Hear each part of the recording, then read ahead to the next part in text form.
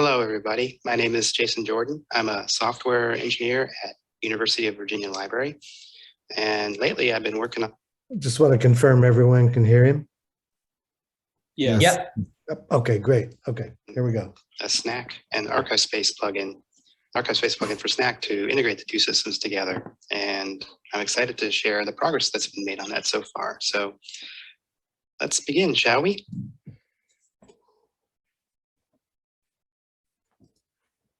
Okay, so the first thing you'll probably want to know is how do I install this plugin?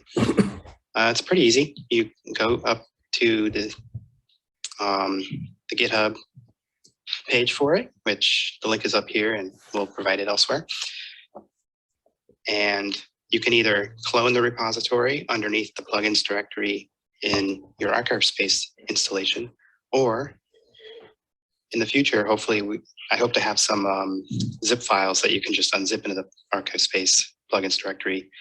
And in either case, the name should be the same, SNAC_ASpace_plugin. And you just add that to your app config plugins list in the config.rb file, restart ArchivesSpace, and you should be up and running. So first thing to know about having this plugin installed is you have some user preferences. Under here, I'll go to my user preferences and show you what they look like.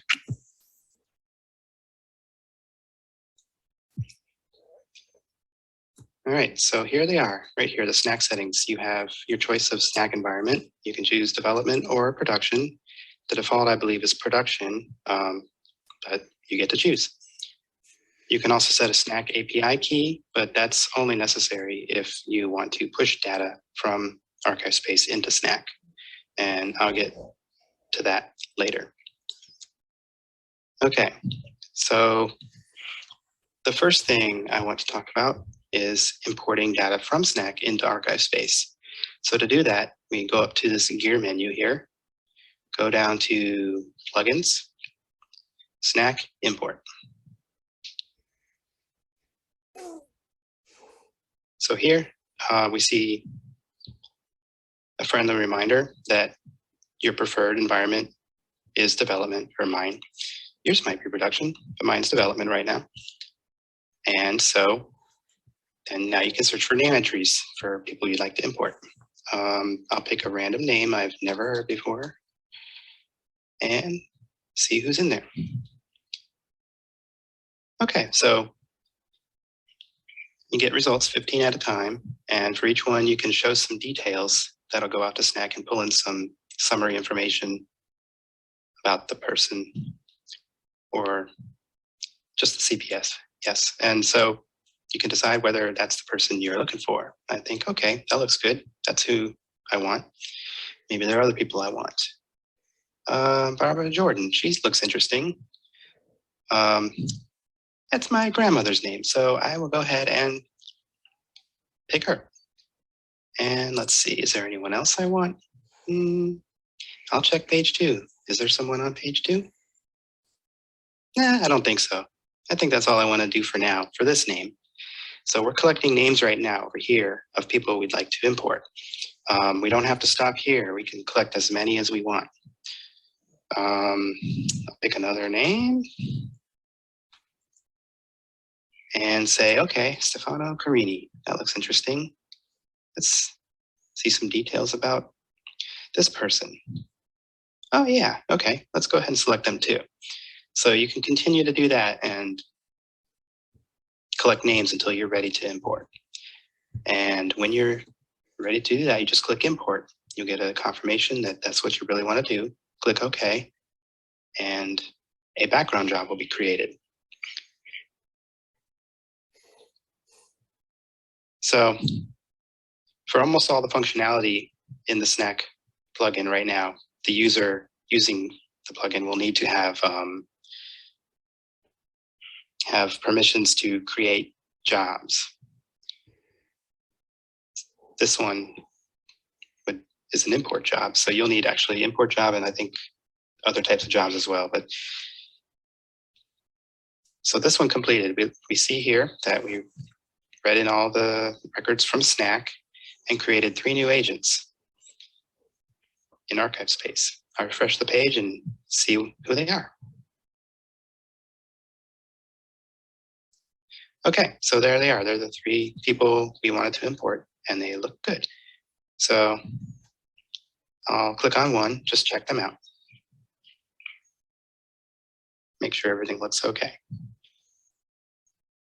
So yes, we've imported the name forms, the name entries from SNAC into ArchivesSpace, just the name forms here. Currently, no other information is being imported. That's planned. That's planned expansion of the plugin. But right now, it's just the name entries. And you can see under the record IDs, we've created 2 links. They both link to SNAC essentially. One is the ARC, and the other is the link to the entry in SNAC. That's for the plugin. That's kind of a more solid identifier to use to link the 2 systems, but both are provided as a convenience. So if you look up here now, we have a SNAC entry in the toolbar. When you click on that, because there's a link to SNAC, you'll see View in SNAC as one of the options. We can click that, and that'll pop open a browser window to show this person in SNAC. Now, if we go back, we also have the option to unlink with SNAC. Now, if I click that, that will create a background job that simply removes these 2 record IDs. And that will serve to break the link between the 2. The agent here will still exist in ArchivesSpace, just won't be linked to SNAC anymore. But the good news is we can relink them. In fact, I will unlink them now. So that will create a background job, like I said, just to do the edits.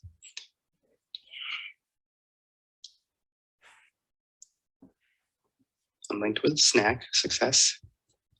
We'll go back to the record and see what's changed.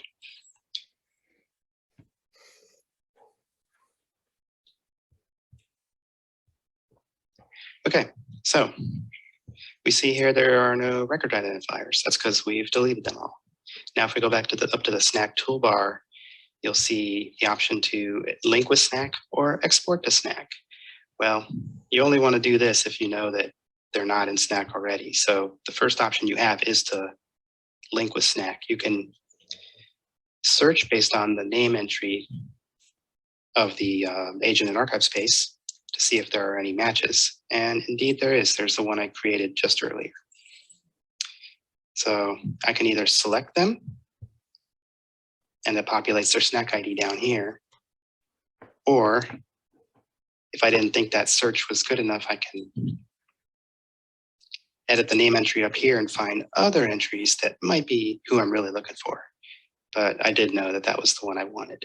Alternatively, I'll reset this here. Alternatively, if you know the SNAC ID here, you can click look up after you enter it and then get an error back because it's not a valid ID. But if it was a valid ID, you could confirm that that's the person you're looking for. So you can either search by name or supply the SNAC ID directly.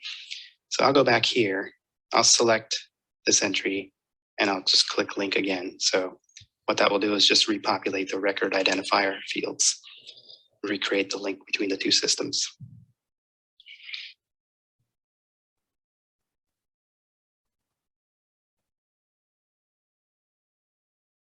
Okay, refresh the page. I'll get the link back to the agent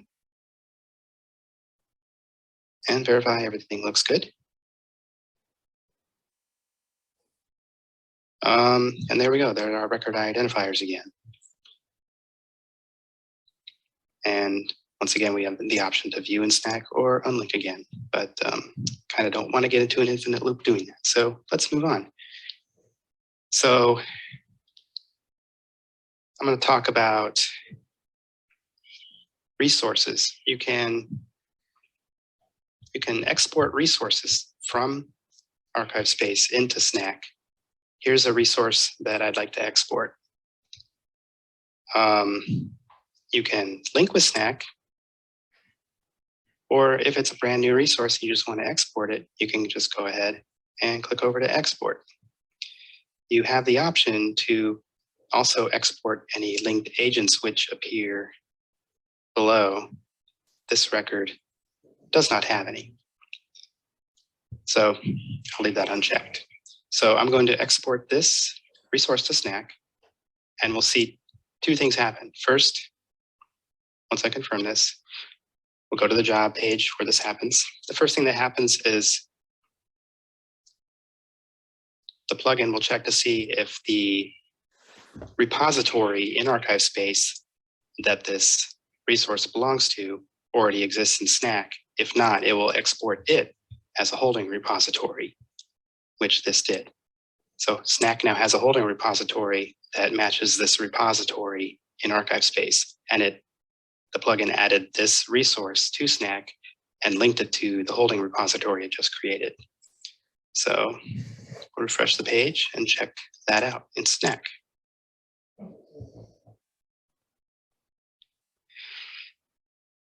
So here are the two things that were modified in ArchivesSpace. I'll go to the resource itself.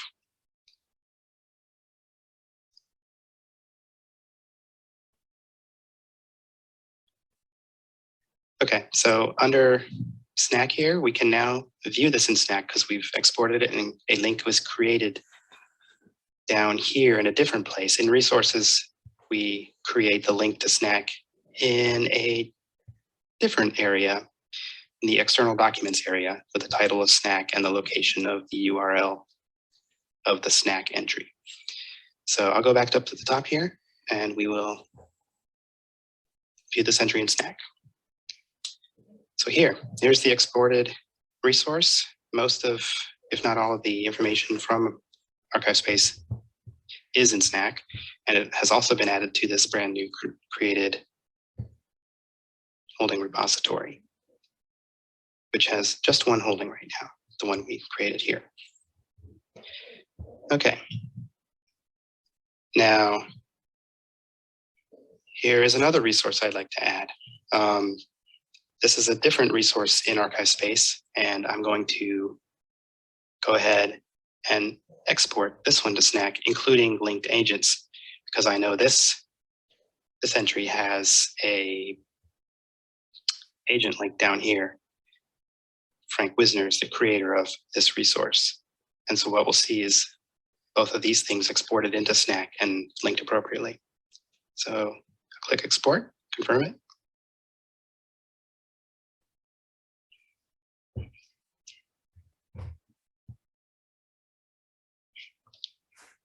Okay.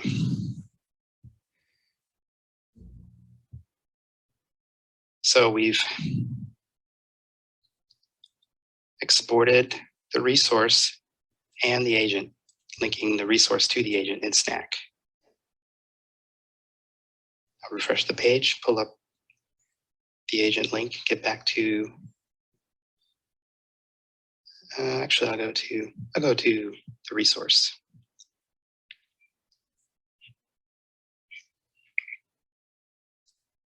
Okay, so let's look at this resource in SNAC. So here we see the resource that's been created. It was added to the holding repository that we created in the other resource that was exported. So this plugin is smart enough not to create multiple holding repositories. It's just adding to an existing one now. So, and down here you can see that this CPF has been linked to this resource within SNAC. Okay, so that's how it works for linked resources, or I'm sorry, resources in ArchivesSpace and SNAC. Now, finally, one thing I'd like to do here is export an agent into SNAC. In ArchivesSpace, again, you have the option to link with an existing entry in SNAC or export. And I want to export because I know for this demonstration, this is going to be a brand new person in SNAC. And I want to include linked resources. because I know down here here's a resource that I'd like to include in this export. So let's click export and see what happens here.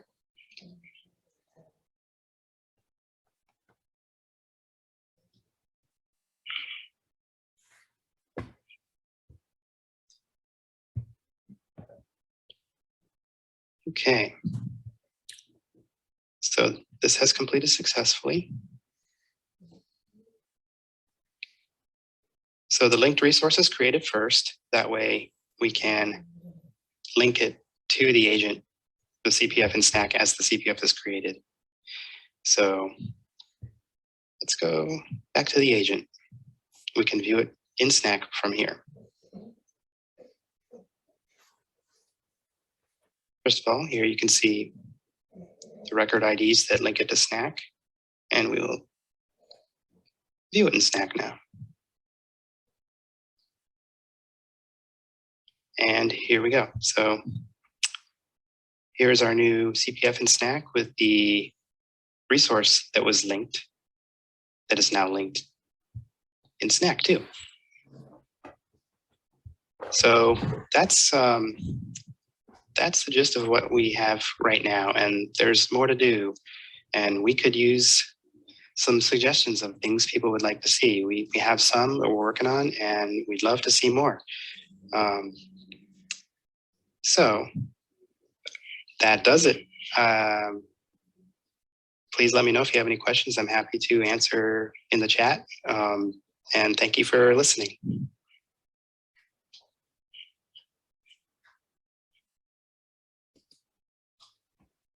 Okay.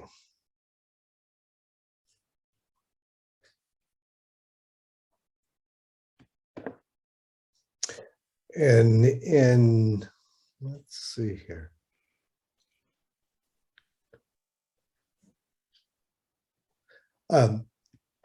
So here, let me put myself back on video. Jason points out that he forgot to mention that this plugin works with ArchivesSpace 3.0, and it needs the agent module basically.